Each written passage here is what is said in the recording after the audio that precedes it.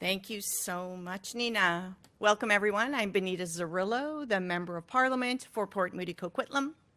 And we're here today on the unceded and traditional territory of the Coquitlam and the shared territories of the Coast Salish people. I'm so proud to be standing next to a team of strong and compassionate Lower Mainland candidates for the NDP. I want to introduce each and every one of them.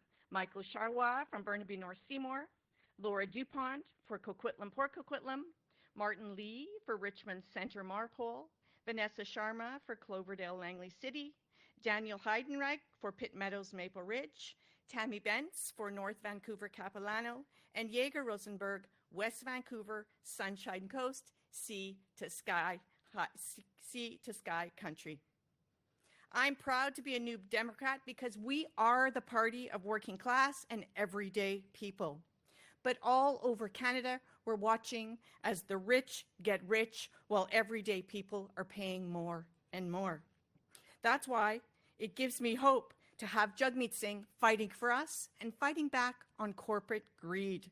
There's one leader that's standing up to grocery giants, to big pharma, to big oil, instead of sucking up to them. There's one leader that uses his power to help everyday people, like with the NDP Dental Care Program and the PharmaCare Program. There's one leader that can stop Pierre Poilievre and his cuts. He's the champion for everyday people and for working families.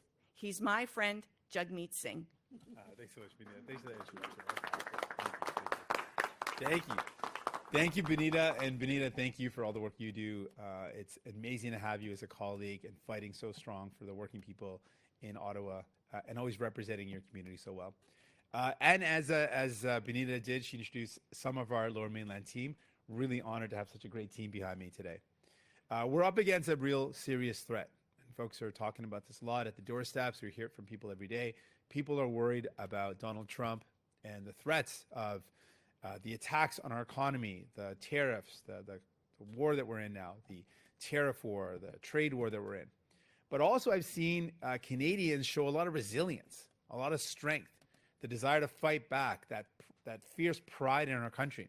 And as Premier Eby said, Canadians are also pissed off. They're angry that our neighbor that we worked together with for so long has picked a fight for us for no reason. An illegal fight, an unwanted fight, but a fight nonetheless, and a trade war that we did not want, but we're going to fight back. And my message to Donald Trump is he picked the fight with the wrong country. We may be known for being polite, but we know how to get our elbows up, and we know how to fight back. We're going to defend our country. We will never be the 51st state. We will always be Canada strong and free and proud of who we are. But we do need a plan. We do need a plan to fight back against these serious threats because these threats mean threats to jobs. And I think about the forestry industry here in BC as one of the most trade impacted sectors. But any company that produces something, makes something that's sold to the States is at risk with this trade war. And so that's jobs at risk. We know that people are already paying so much for everything. The cost of everything is so high.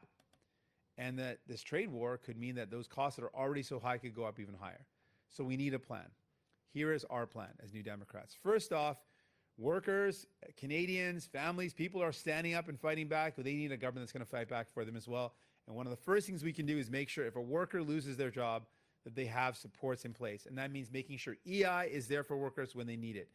Every worker should be covered by EI, and the amount that they get should be enough to pay the bills, enough to pay the mortgage, pay the rent, pay their bills. And so we need to make sure EI is strong enough to support workers in this uncertain time. We also need a plan to create jobs. Workers want to get to work. Let's create a plan where we build Canadian and buy Canadian. We've got sectors like the lumber sector. Well, let's add more value to lumber here in Canada, cut the 2x4s that we need. And then when we build in Canada, when we build any infrastructure project, let's use 100% Canadian content and 100% Canadian workers. All the workers, all the content should be from our country to create good jobs for people in our country, to keep good jobs in our country, and to build an economy that's more resilient. That's what we got to do. And finally, with the threat of the cost of living going up even higher, we know that corporations have often used these crises as an excuse to jack up their prices, to engage in price gouging. So we got to put an end to price gouging, protect consumers with stronger laws to protect them from being taken advantage of. And given that that's our plan, let's talk about the other leaders and their plans. I first want to acknowledge that and congratulate Mark Carney for his victory yesterday. But what is his plan and vision for Canada? Well, he's said it yesterday in his acceptance speech. One of the first things he promised to do is a tax cut that mostly helps millionaires. He is telling you who he's in it for. Tax cut is to change or to reverse on the capital gains changes. So he wants to give an advantage that's mostly going to help millionaires and a very small percentage of Canadians. So that's his priority. He also has said very clearly that he wants to cut jobs at the federal level, so cut jobs, and cut services like healthcare.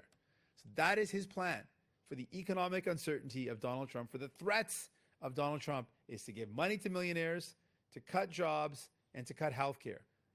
And you don't have to take my word for it. Liberals like Karina Gould have said that is in fact his plan. His plan is to cut services and cut jobs. That is the wrong plan right now for the challenges we're up against. What about Pierre Poilievre and the Conservatives? Well, Pierre Poilievre was endorsed by Elon Musk, and he accepted that endorsement. So he is the pick of Elon Musk, who is, of course, the billionaire buddy of Donald Trump. So he's the pick of the Donald Trump administration. He's not going to stand up to Donald Trump. He's going to do whatever his buddy Elon Musk wants him to do. He doesn't want to upset that endorsement. So he's not going to stand up for Canadians. That's why our approach is more important than ever. We know what workers are going through, and we're going to fight for you. We're not going to fight for billionaires or for CEOs like Mark Carney. We're not going to try to please Elon Musk like Pierre Poilievre. We're going to fight for you. You are my priority. Working people, everyday families. And that's why what we've done during the pandemic, that's why we did during the minority governments, has all been about fighting for you and your family, and we're going to continue to do that. And my final thing that I want to touch on, we're talking about Donald Trump and the threat he has to our country. Let's talk about the way we should treat Donald Trump. He is someone that is a convicted felon, 34 counts. He's a convicted felon. He's a convicted criminal. For criminals to come into our country, normally they would have to get an exemption. If they're a dignitary, and I use that term very loosely when I talk about Donald Trump, if there is someone of prominence, normally the normal course of action is that a minister in cabinet would have to sign the exemption for them to come to our country. My commitment to you is this, that my team behind me, you see a new Democrat government, no minister in my government, no minister in my cabinet would ever sign an exemption for someone like Donald Trump to come to Canada, as long as there are illegal tariffs, as long as there's the trade war, as long as there are threats to our democracy, to our sovereignty, to our country. No one's going to sign that exemption. He's not going to get special treatment for being a convicted criminal.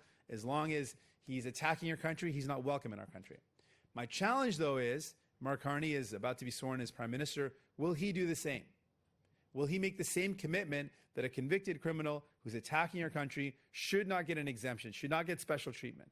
Will Pierre Poilievre do the same? Will he make the same commitment? We'll see, but that's my challenge to them both. New Democrats are committed to fighting for Canadians. We're going to fight, and we're going to win this fight.